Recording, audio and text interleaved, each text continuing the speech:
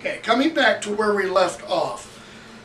This is about page 344 or so in the chapter A Very Frosty Christmas.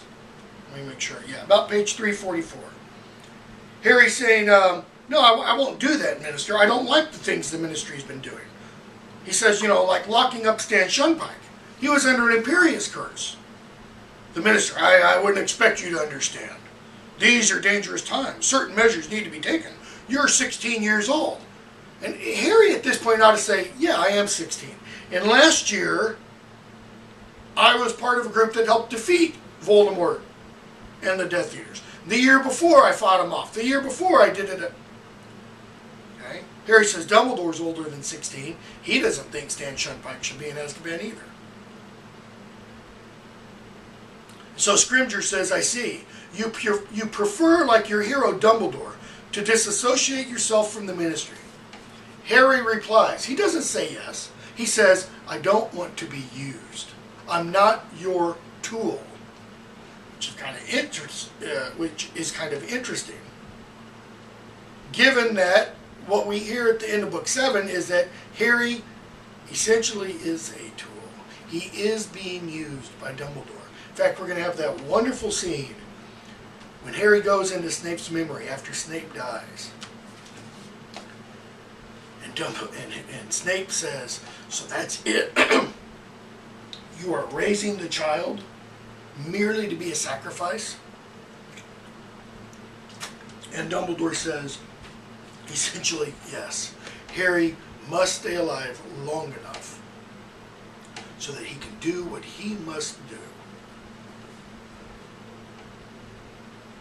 Okay? Scrimgeour says, there about page 345. Some would say it's your duty to be used by the ministry. Harry, yeah, and others might say it's your duty to check people really are Death Eaters before you chuck them in prison.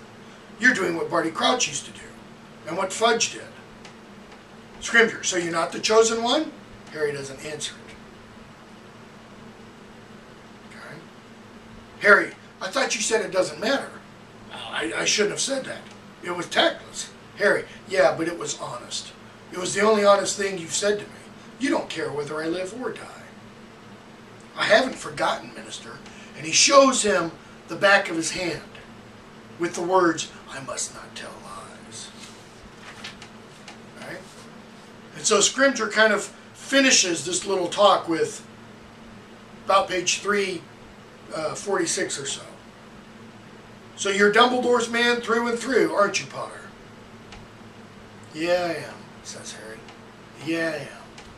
Now notice what he's saying there. Yes, I believe Dumbledore 100%. I will stick with Dumbledore through thick and thin. Then you get to Book 7, and what happens from the outset, Harry doubts Dumbledore. He no longer believes. Okay? Chapter 17. We come to a sluggish memory. Okay? They have their apparition lessons, and Dumbledore and Harry have a lesson. Harry tells Dumbledore about Scrimgeour and such. He tells Dumbledore that he said, I told him I was your man through and through. And Dumbledore says he's touched. Dumbledore asks a question, Harry asks a question about Snape and Malfoy. He says, about page 357, it's about Malfoy and Snape. Professor Snape, Harry. Notice, once again, as in all the previous books, he's correcting Harry's language. He wants Harry to give Snape the respect he deserves. Okay? Dumbledore says, I know what's going on, don't need to worry about that. And so he tells Harry, we're going to continue the tale of Tom Riddle. Okay? And we're going to skip quite a bit. Dumbledore says, there aren't really many memories of Tom Riddle while he was at Hogwarts. He says, but I have been able to find some. Okay, let's see here. And we see the young Tom Riddle go back to the house of Daunt. And he meets Morphin. And he sees, he sees Morphin, and he sees on Morphin's right hand the ring that belonged to Salazar Slytherin. And Tom Riddle, a.k.a. Lord Voldemort, takes it from him. Okay?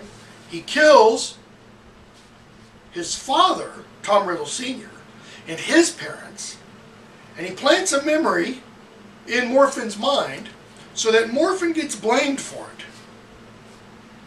And we're told somewhere about page 366, Harry says Morphin never realized he hadn't done it. That is, that he hadn't killed the Riddles.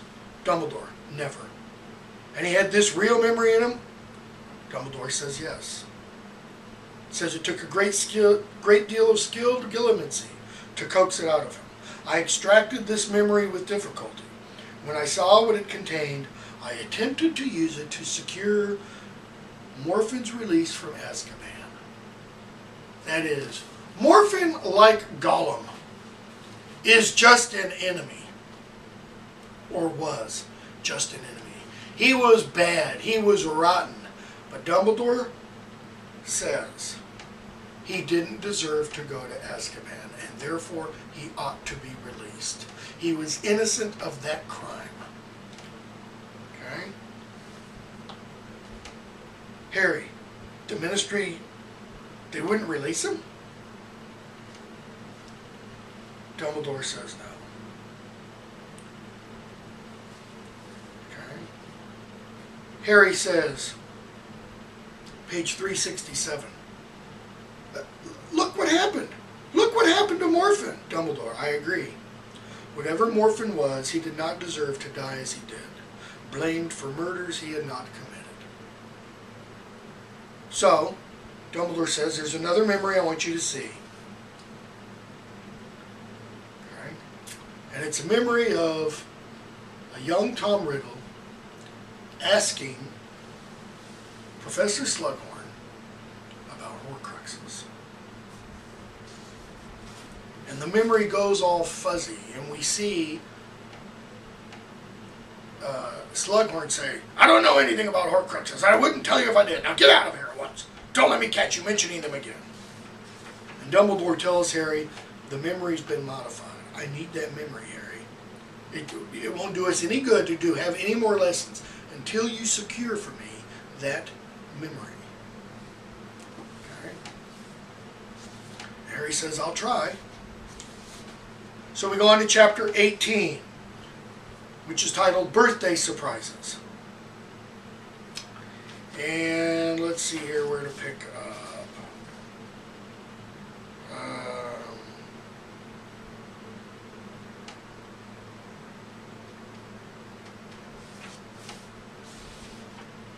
Let's see.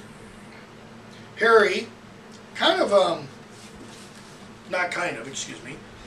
very clumsily, about page 378, stays after potions one day and just kind of blurts out to Slughorn, Sir, I wondered what you know about Horcruxes. Slughorn freezes. What did you say? I asked whether you know anything about Horcruxes, sir. You see, Dumbledore put you up to this. The question Harry first asked is exactly the same. Go back and look at it. To the one Tom Riddle asked. So, Harry goes off, since Slughorn's not going to give it to him. And Hermione says, I've not been able to find anything out about Horcruxes in the school library. There aren't any books that say anything about Horcruxes. They've all been checked out. Okay? So they have another apparition lesson. And let's see here. Harry talks about keeping his eye on Malfoy. And we come to page 388. It's Ron's birthday. It's the 1st of March. And Ron sees all his presents and such, and he eats something that had been on Harry's bed, but that fell off. And Ron immediately falls head over heels, madly in love with Romilda Vane. And Harry realizes what Ron did. Okay? Ron says they're the chocolate cauldrons. Romilda, Harry says this.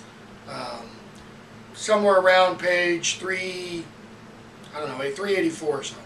They're the chocolate cauldrons Romilda gave me before Christmas, and they're spiked with a love potion. In other words, these things are 3 months old. Okay? So, they go off, they go to Slughorn's office, and Slughorn gives Ron an antidote, makes him feel better. Slughorn offers them a drink of something, and we're told Ron throws the mead back, the last page of the chapter, and there was 1 second, hardly more than a heartbeat, in which Harry knew there was something terribly wrong. In Slughorn, it seemed to not. Ron drops his glass, he jerks the ground, and he suddenly remembers what he'd been reading at the beginning of the chapter in his potions book. You know, for poison, stuff a bezoar down the throat. Well, we heard that in the first book, Harry Potter and the Sorcerer's Stone. One of the first questions Snape asked Harry, yes, Harry Potter, a new celebrity. Tell me, Potter, what's an antidote for poison or something like that? So, Harry throws the bezoar down Ron's throat, and Ron is better. Okay? So we're going to skip a bunch again. So now we've had 2 attempted murders, if you want. Katie Bell was hurt by the opal and silver necklace, and now Slughorn, we think, was the intended target. Okay. So we come to the next chapter, which is Elf Tales. And let's see here.